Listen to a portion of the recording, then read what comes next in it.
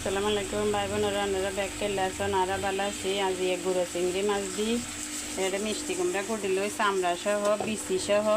বিচির মধ্যে নাকি প্রচুর পরিমাণে ভিটামিন আছে। এটার লাই বিচি সহ খাইতে লাগে মাছ দিয়ে ভিটামিন শরীরের অভাব ভিটামিন বানান করিব। আর এনে দিলাম দে মরিচ গুঁড়ো, হলুদ গুঁড়ো, সরিষার তেল, পেঁয়াজ আর একখানি রসুন বাটা দিলাম। এখন কষানো এবার পরে দিয়ে ফেলাইলাম দে গুঁড়ো চিংড়ি, দেশি চিংড়ি মাছ। দেশি চিংড়ি দিয়ে আর দেশি চিংড়ি দিয়ে মিষ্টি কুমড়া এখন বাজি করছুম।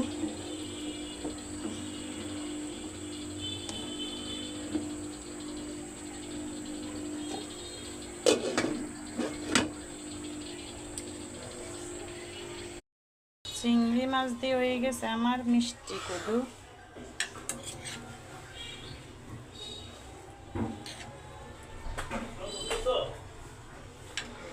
কেমন মজা হবে খাই দেখবো।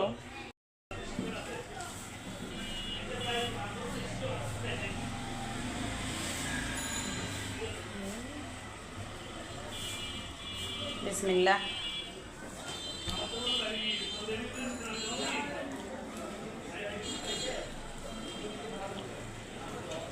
মাশাআল্লাহ, মজা হয়েছে, অনেক মজা।